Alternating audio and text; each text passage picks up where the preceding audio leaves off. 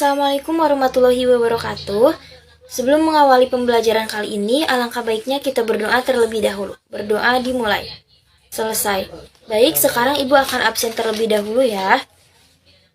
Andi, Nia, Andre. Baik, hari ini hadir semua ya. Untuk pertemuan sekarang, Ibu akan membahas mengenai Fatu Makkah. Peristiwa Fatu Makkah yaitu perebutan kembali kota Makkah oleh Nabi Muhammad yang terjadi pada tanggal 10 Ramadan 8 Hijriah. Pada saat itu, Nabi Muhammad dan 10.000 pasukannya bergerak menuju ke Makkah dari kota Madinah. Pada saat itu, Rasul mengirimkan utusan kepada kaum kafir Quraisy dengan misi perdamaian dan beberapa usulan. Yang pertama, orang Quraisy harus menghentikan persekutuan Bani Bakar.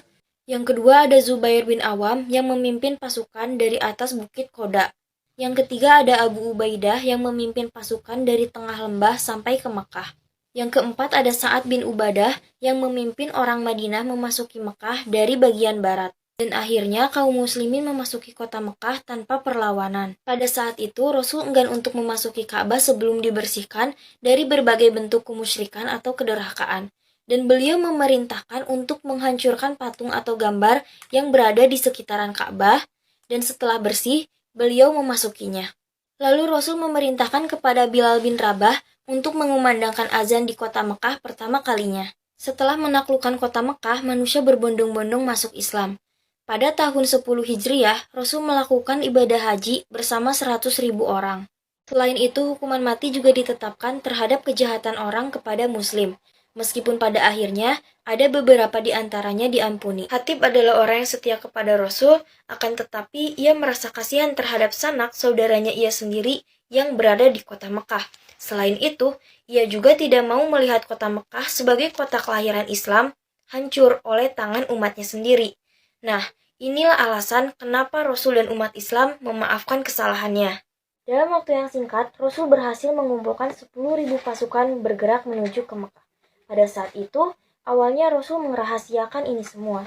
Akan tetapi, berhasil diketahui berita itu tersebar karena salah seorang muhajirin memberikan kabar kepada keluarganya yang berada di Mekah melalui surat yang telah dibawa oleh seorang budak yang bernama Sarah.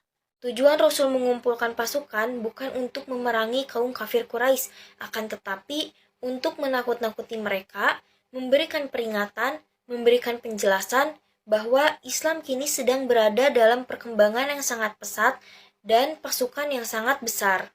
Jadi, kedatangan kaum muslimin ke kota Mekah itu membawakan misi Islam yang sebenarnya. Dan Rasul membagikan pasukan-pasukannya menjadi 4 bagian, utara, selatan, barat, dan timur. Sehingga kota Mekah terbagi menjadi 4 penjuru dan masing-masing pasukan mengikuti petunjuk Rasul. Hal ini mengakibatkan orang kafir Quraisy tidak mampu melawan umat Islam yang begitu besar. Kedatangan Rasul dan pasukan ingin memperingati kepada kaum kafir Quraisy bahwasannya Islam kini telah bangkit dan menjadi masyarakat maju yang akan menghancurkan para tradisi jahiliyah mereka.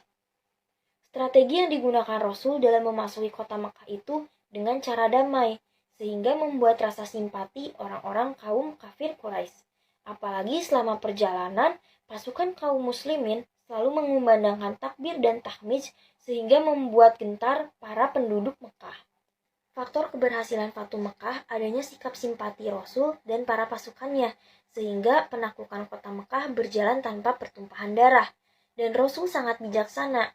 Ia memerintahkan kepada para sahabat agar tidak merusak dan mengotori kota Mekah. Sebelum para pasukan ke kota Mekah, Rasul memerintahkan untuk membuat kemah terlebih dahulu. Hal ini dimaksud untuk menyiapkan segala sesuatu dengan matang. Dalam kesempatan ini, Abu Sufyan memasuki perkemahan dan menyatakan kepada Rasul bahwa ia ingin masuk Islam. Siapa yang memasuki rumah Abu Sufyan, maka ia akan memperoleh keamanan. Siapa yang masuk dalam lingkungan Ka'bah, maka ia akan memperoleh keamanan. Siapa yang memasuki masjid, maka ia akan aman. Dan siapa yang berada di rumah dengan menutup pintu, maka ia akan memperoleh keamanan. Ketika itu beliau tidak mencium Hajar Aswad, karena yang tawaf itu cukup banyak, jadi beliau hanya menunjukkan dengan tongkatnya. Itu sebagai peringatan kepada umatnya agar tidak berdesakan ketika kita ingin mencium Hajar Aswad. Melihat jumlah kaum muslimin yang amat banyak, dan diiringi dengan suara takbir membuat orang-orang kafir Quraisy tidak bisa berbuat apa-apa. Dalam hatinya timbul rasa ketakutan bahwa jika kaum muslimin akan membalas dendam kepada penduduk Mekah karena telah diusir dari tanah kelahirannya. Namun, ketakutan itu tidak terbukti oleh sikap kaum muslimin. Baik, dicukupkan sekian pembelajaran dari Ibu. Untuk minggu depan, kalian jangan lupa membuat mind mapping dan nanti tugasnya dikumpulkan. Sekian dari Ibu. Wassalamualaikum warahmatullahi wabarakatuh.